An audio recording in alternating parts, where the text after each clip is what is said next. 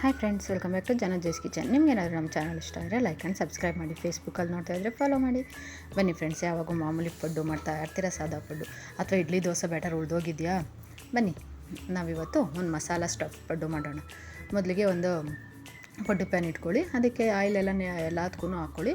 ಆಮೇಲೆ ಇಲ್ಲ ದೋಸೆ ಬ್ಯಾಟರ್ನ ಈ ಥರ ಸ್ವಲ್ಪ ಹಾಕ್ಕೊಳ್ಳಿ, ಅರ್ಧ ಆಗೋವಷ್ಟು. ಆಮೇಲೆ ರೆಡಿ ಇರೋ ಆಲೂ ಮಸಾಲನ ಈ ಥರ ಉಂಡೆ ಮಾಡಿಕೊಂಡು ಎಲ್ಲದಕ್ಕೂ ಇಡಿ, ದೋಸೆ ಬ್ಯಾಟರ್ಗೆ ಅಥವಾ ಇಡ್ಲಿ ಬ್ಯಾಟರ್ಗೆ.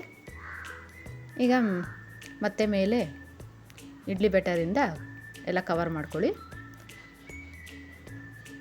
ಈ ಸ್ಟಫಿಂಗ್ ಹಾಕಿರೋದಕ್ಕೆ ಎಲ್ಲ ನೀಟಾಗಿ ಕವರ್ ಮಾಡಿಬಿಡಿ. ಮನೇಲಿ ಇಡ್ಲಿ ದೋಸೆ ಬ್ಯಾಟರ್ ಉಳಿದೋಗಿದ್ರೆ ಯೋಚನೆ ಮಾಡಬೇಡಿ ಫ್ರೆಂಡ್ಸ್, ಈ ಥರ ಒಂದು ಪಡ್ಡು ಟ್ರೈ ಮಾಡಿ, ಆರಾಮಾಗಿ ನೋಡಿ ಯಾವ ಥರ ಖಾಲಿ ಆಗುತ್ತೆ ಅಂತ. ಈಗ ಲಿಡ್ ಕ್ಲೋಸ್ ಮಾಡಿ 10 ನಿಮಿಷ ಸಿಮ್ಮಲ್ಲೇ ಕುಕ್ ಮಾಡ್ಕೊಳ್ಳಿ ಒಂದು ಸೈಡು. ಈಗ 10 ನಿಮಿಷ ಒಂದು ಸೈಡ್ ಕುಕ್ ಆದಮೇಲೆ ಫ್ಲಿಪ್ ಓವರ್ ಮಾಡಿಕೊಂಡು ಮತ್ತೆ ಇನ್ನೊಂದು ಸೈಡು ಒಂದು 10 ನಿಮಿಷ ಕುಕ್ ಮಾಡ್ಕೊಳ್ಳಿ. ನೋಡಿ ಏನು ಈಸಿಯಾಗಿ ಬರ್ತಾಯಿದೆ, ಅಂಟ್ಕೊಂಡಿಲ್ಲ, ಎಲ್ಲ ಎಷ್ಟು ಈಸಿಯಾಗಿ ಬರ್ತಾಯಿದೆ ನೋಡಿ. ಎಣ್ಣೆ ಮೇಯ್ನ್ ಫ್ರೆಂಡ್ಸ್, ಎಣ್ಣೆ ಹಾಕ್ಕೊಂಡ್ರೆ ಪಡ್ಡು ಆವಾಗ ಕಚ್ಚೋದಿಲ್ಲ ಪಡ್ಡು ಪ್ಯಾನ್ಗೆ. ನೋಡಿ ಏನು ಸಖತ್ತಾಗಿ ಬಂದಿದೆ ಅಂತ. ಯಾವಾಗ ಸಾದಾ ಪಡ್ಡು ಮಾಡ್ತಾಯಿದ್ರೆ ಈ ಥರವನ್ನು ಒಂದ್ಸರಿ ಮಸಾಲ ಸ್ಟಫ್ ಪಡ್ಡು ಮಾಡಿಕೊಂಡು ಟ್ರೈ ಮಾಡಿ.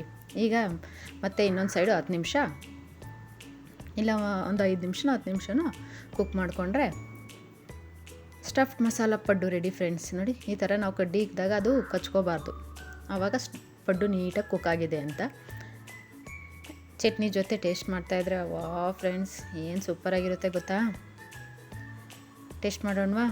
ನೋಡಿ ಏನು ಸಖತ್ತಾಗಿ ಕುಕ್ ಆಗಿದೆ ಅಂತ, ಏನು ಸೂಪರಾಗಿ ಬಂದಿದೆ. ಸ್ಟಫಿಂಗು ಕೂಡ ಎಲ್ಲ ಏನೂ ಆಚೆ ಬಂದಿಲ್ಲ. ಒಳಗಡೆ ಸ್ಟಫಿಂಗ್ ನೋಡಿ ಫ್ರೆಂಡ್ಸ್, ವಾವ್, ಮಾಮೂಲಿ ಪಡ್ಡುಗಿನ ಸೂಪರಾಗಿರುತ್ತೆ. ಟೇಸ್ಟ್ ಮಾಡೋಣವಾ ಚಟ್ನಿ ಜೊತೆ?